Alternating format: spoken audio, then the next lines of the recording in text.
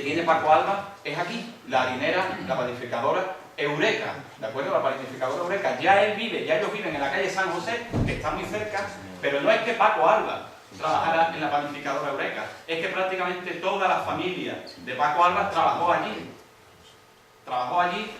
Trabajó allí su hermana María, e incluso ese otro cuñado, ese que fallece, que muere en la guerra, José María Molina, que era maestro chocolatero. Suponemos que el hecho de que estuvieran allí facilitó la entrada en la panificadora de Paco Alba. Aquí está el otro cuñado de Paco Alba, José María, ¿de acuerdo? Y aquí tenemos también a Isabel, perdón, trabajaban las dos hermanas. En realidad trabajaban todos en la panificadora acá. Un segundito. Dale al anterior, a la otra. ¿Veis estos carros? Estos carritos tirados por burritos, ¿de acuerdo? Hay que fijarse, hay que leer muchas veces las declaraciones de sus comparsistas. Uno de ellos era Paco Campo. Paco Campo, amigo de la infancia de Paco, porque también trabajaba allí.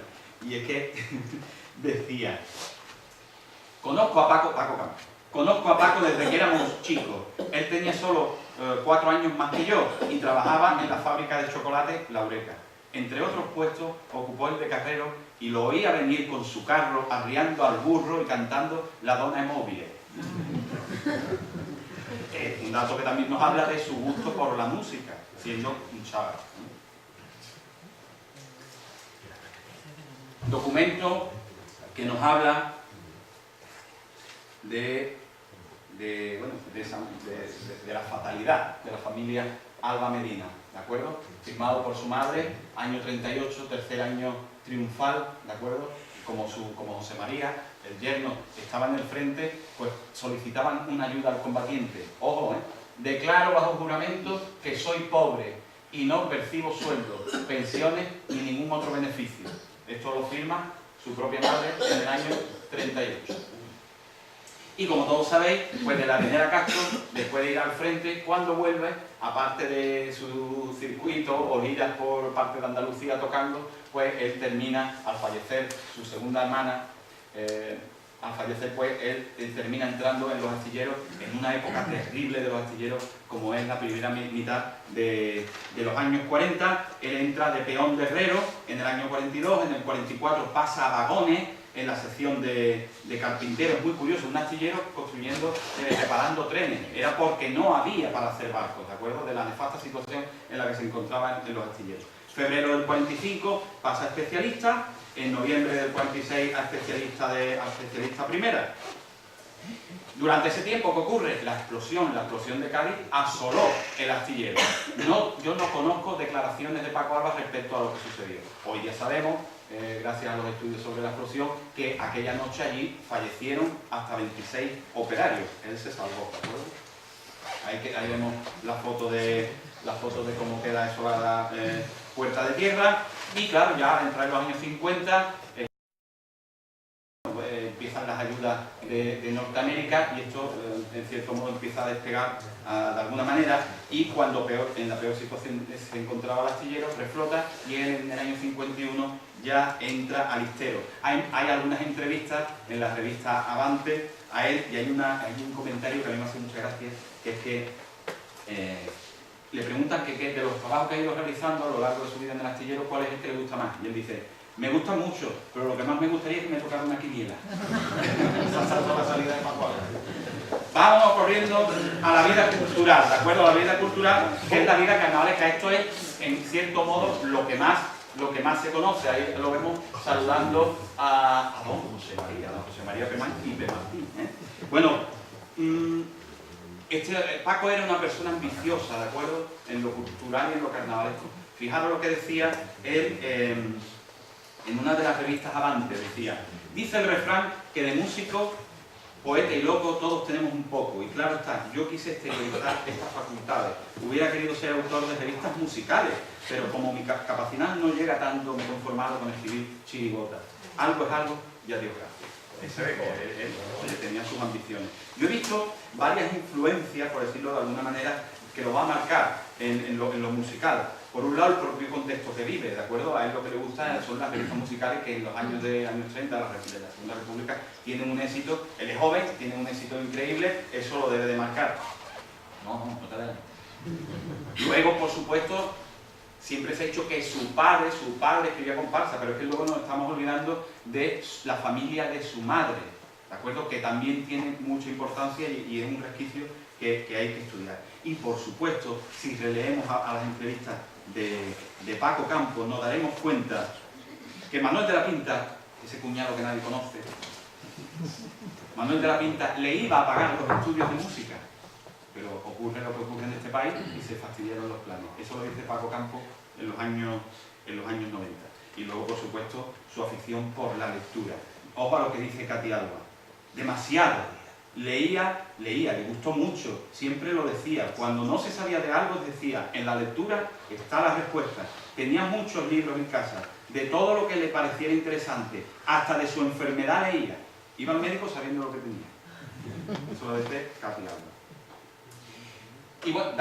Y bueno, muy rápidamente, de carnaval solamente voy a destacar los 6 hitos que pusimos Javi y yo en la exposición. No sé cómo voy de tiempo. Regular. Mal. Los 6 hitos, ¿cuáles son? Pues su primera chirigota, Los Vendedores de Marisco, esta que fue descalificada por una mala interpretación, ¿de acuerdo? Aquí lo vemos en el centro, todavía no sale cantando, pero sí es autor completo en música y letra. No voy a comentar más de la foto, venía a la exposición un día de estos. Otro hito es cuando, años después, escribe otra chirigota llamada Los Julianes y sale a Madrid, tiene muchísimo éxito, ¿de acuerdo? Y no salía una agrupación desde el año 32 de Cádiz allí al Circo Price, ¿vale? Otro hito, bueno, cuando nace la comparsa, que nace, bueno, pues no nace porque él quiere que nazca, sino porque su forma de hacer agrupaciones obligan a diferenciarla de las chirigotas grotescas que salen. Aquí vemos la foto de los pajeros con él en todo su esplendor en el centro, ¿vale? La Viudita Naviera, esa obra de Pemán, que fue primera hecha teatro, presentada en Madrid, en el Teatro Victorio Eugenia, y luego en Cádiz, en el Teatro Falla, y donde ellos se le incluyen siempre como en un segundo plano, ¿verdad? Murguistas, máscaras, gente de Cádiz y gente de La Habana, la Junta Gaditana, Paco Alba y su conjunto. Los artistas son otros, ellos son como un segundo, ellos están en un segundo plano. Por supuesto, la guitarra que se incluye oficialmente en esta magnífica agrupación que todos conoceréis, ¿de acuerdo? Que son los Fígaros, aunque hoy día ya sabemos que las guitarras ya se usaban mucho antes en las agrupaciones. La Noche Aciaga. Esta Noche Aciaga que a él le dio tanto dolor de cabeza y que a Javi a mí algún que otro con contestaciones y artículos, ¿verdad? En aquella noche que tanto, bueno, pues tanto sufrió, de esto ya se sabe bastante. Vamos con la muerte y el nacimiento de la leyenda. ¿Conocían ustedes esta caricatura? ¿La conocían?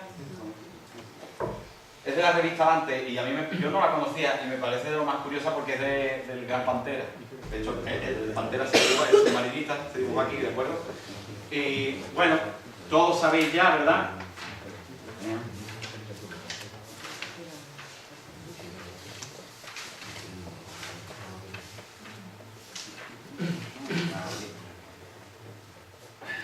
Todos sabéis ya que es enferma de una cirrosis, pero es muy curioso en los últimos años, las entrevistas que se le hacen, lo que dice, por ejemplo, el periodista Francisco Amores.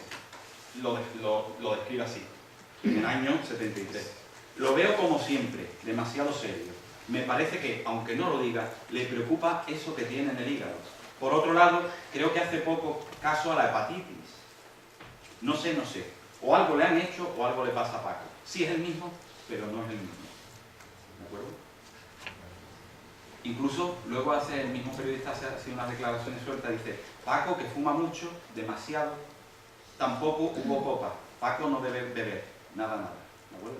Algo que yo a mí, bajo mi juicio, pues también es bastante interesante.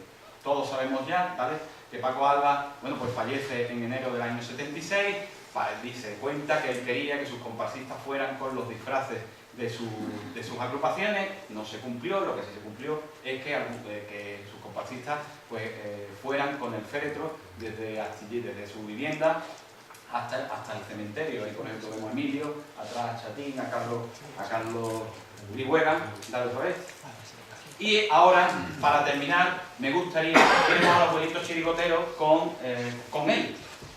¿De acuerdo? Con él, con el bastón de los abuelitos chirigoteros, él interpretando en el centro, que él no salía, como veis, no iba ni disfrazado. Y aunque vayamos más del tiempo, me parece que sería importante que bajo esta foto escucháramos, aunque fuera un minuto,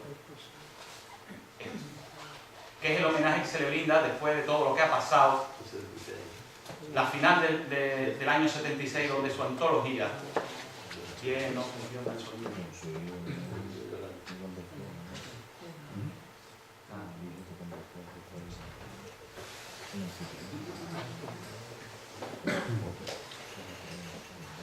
Emoción del momento, el recuerdo inolvidable de este genio de las fiestas gaditanas, de nuestros carnavales, del momento en esta segunda parte, en este segundo periodo, y prorrumpió en un cerradísimo, cálido y emocionado aplauso.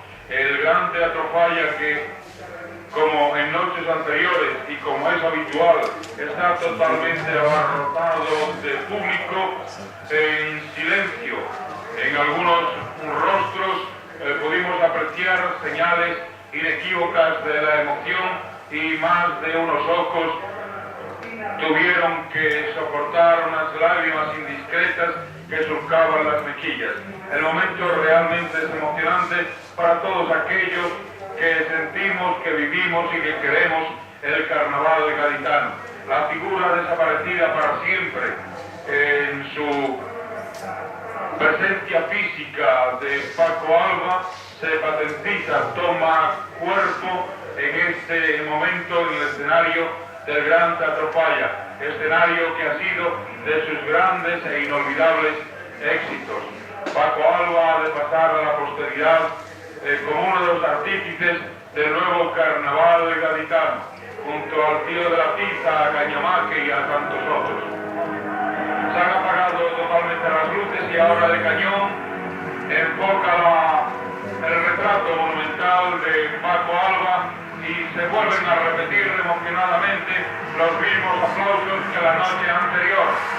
Una ovación cerrada y el público también puesto de pie hace que este momento sea inolvidable.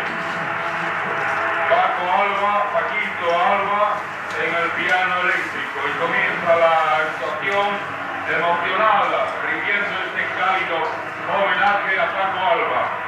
Voces de Paco, Paco, Paco. Anoche teníamos que decir cómo este mismo teatro había en ocasiones que él concursaba, se había dividido la opinión, ahora es unánime en aplaudirlo.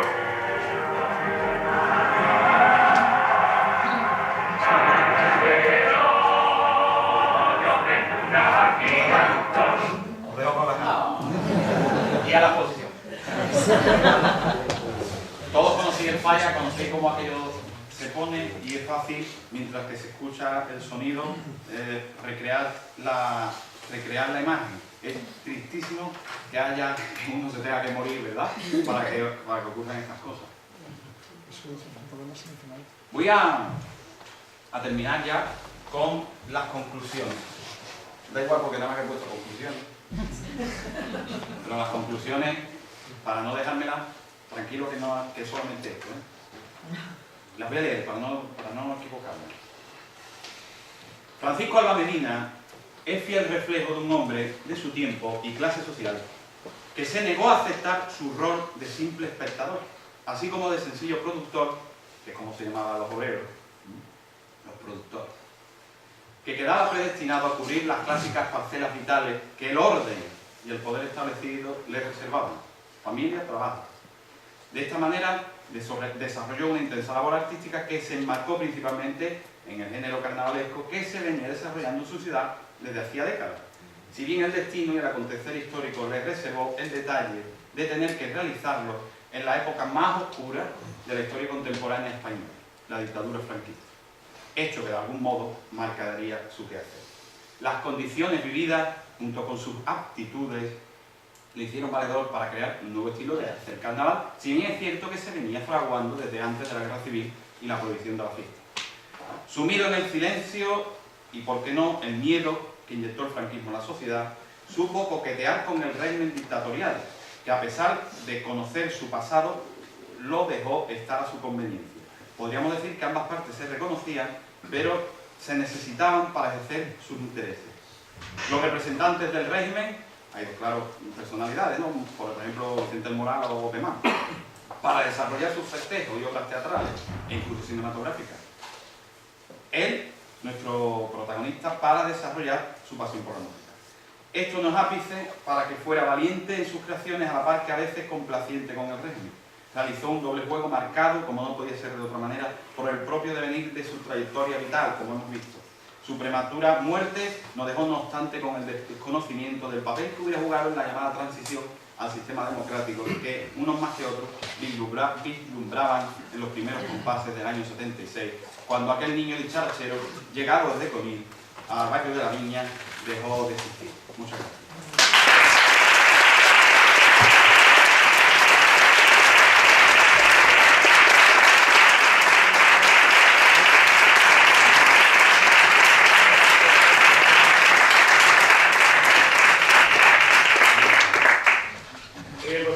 Muchas gracias. Bueno, muchas gracias. Ahora creemos, Álvaro, que había un receso, ¿no? de unos 15 minutos y posteriormente pues seguimos con este magnífico congreso. Ah, que había un debate, ¿no? Ah, verdad, que antes... Debate no de este y de lo anterior. De todo, ¿no? Un poco. No, todo no, de este.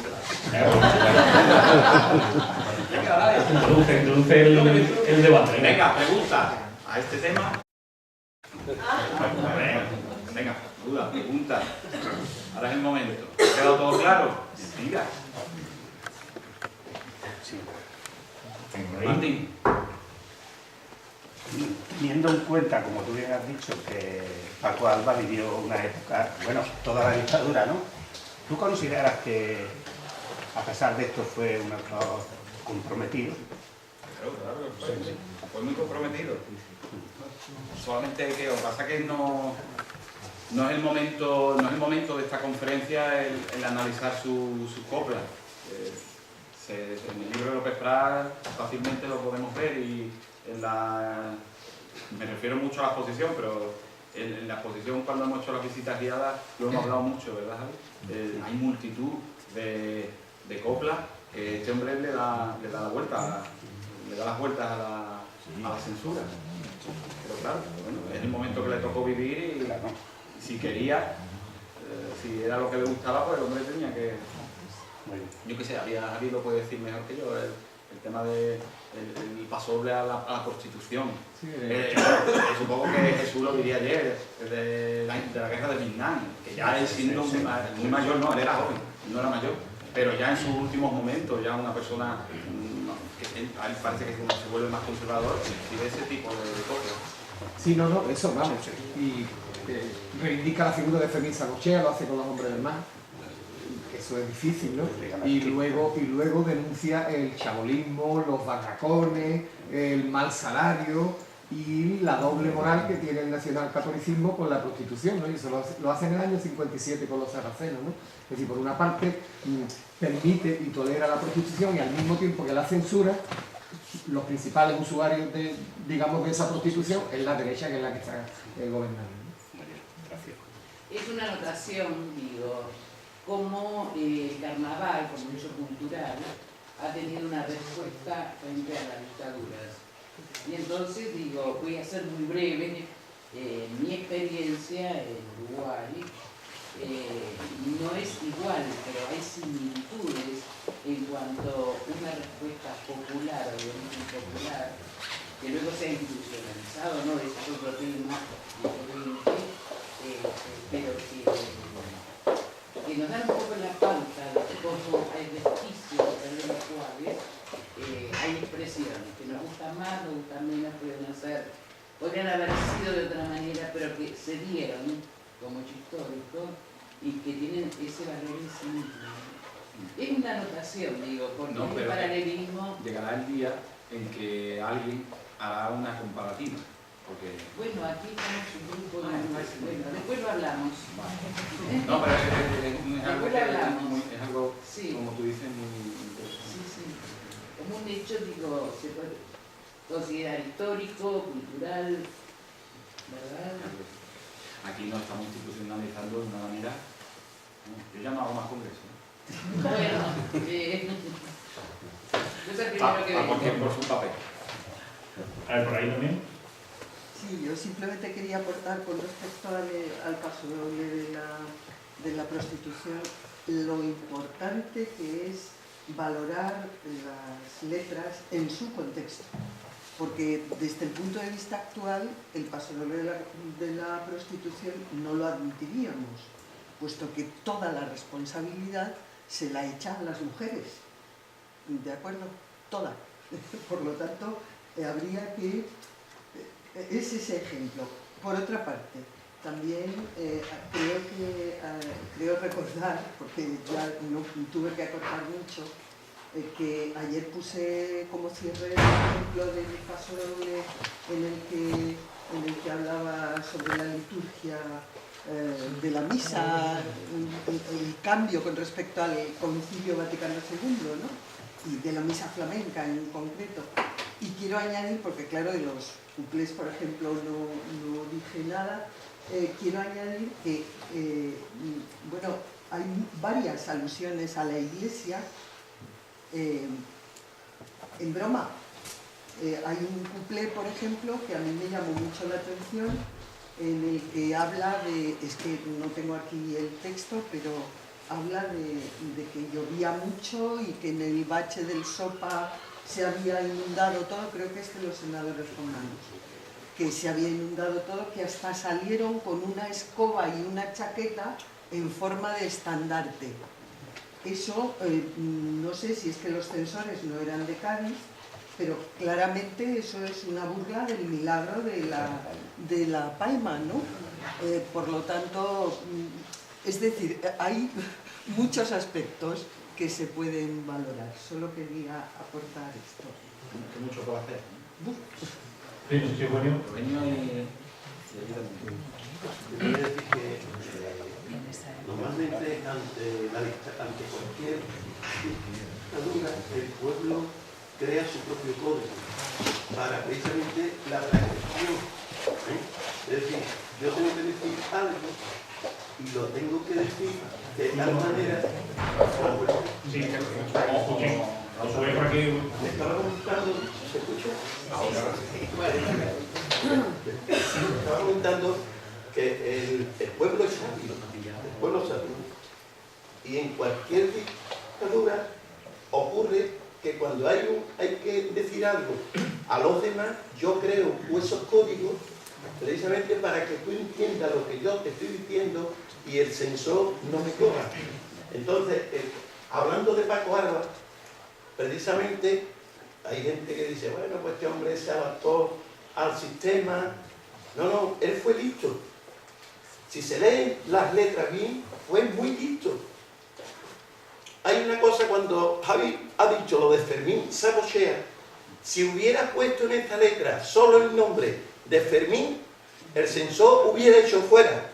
Él compara la derecha con la izquierda y pone a Carranza y a Fermín y cuela, para que veas tú lo listo que era Paco Alba. Si hubiera puesto solo Fermín Sabochea, seguro que el censor lo hubiera echado para atrás, seguro, porque de hecho a otros se lo habían echado. Quiere decir que normalmente en todas las dictaduras el pueblo va por delante, busca la manera de buscar esos vericuetos. Le pasó a la dictadura uruguaya y ahí lo que pasó fue que se metió todo el teatro, se metió en el carnaval, porque el teatro estaba muy censurado, le estaban dando palos. Y efectivamente lo que hizo, ¿dónde puedo decir lo que tengo que decir sin que esta gente me lo censure? A través de la fiesta del pueblo. Efectivamente, se teatralizó mucho el carnaval de Montevideo, bueno, de Uruguay. Eso es lo que dice Paco Alba, si se lee entre líneas. Yo tuve la suerte de estar muchas horas con Pepe López Prat. Pepe López Prat creo que era el que tenía, hasta ese momento, la mayor biblioteca sobre Paco Alba. Conocía a través del hermano, que había estado muchos años en él, casi la mala suerte es que no nos dejó esa biografía que se la tenía que se la debemos, a Paco Alba, a Cañamaque y sobre todo a un murguero que lo hemos dejado ahí un poquillo y había que rescatar, que es Suárez. Suárez es importantísimo en el carnaval de Cádiz. Lo tenemos ahí olvidado, a ver si algún día le damos un puebloncito y sacamos a Suárez, que es el murguero o chirigotero por antonomasia. Lo tenemos olvidado, yo creo que se merece que algún gaditano, yo no sé si voy a tener años ya para sacarlo adelante, pero cada uno lo que pueda de que se saque algo de él, porque creo que es fundamental. Lo que quiero dejar claro, Paco Alba, como bien ha dicho aquí nuestro amigo, dentro de esa trilogía que forma la creatividad del tío de la pizza, la fecundidad de Cañamaque y la evolución de Paco Alba. Esos tres pilares es lo que conforma hoy nuestra fiesta. Queramos o no, nos tocó vivir las fiestas típicas, pero supimos adaptarnos para buscar el carnaval que hoy hay. Y si hoy hay carnaval es porque esos viejos y muchos dieron su vida por lo que tenemos hoy.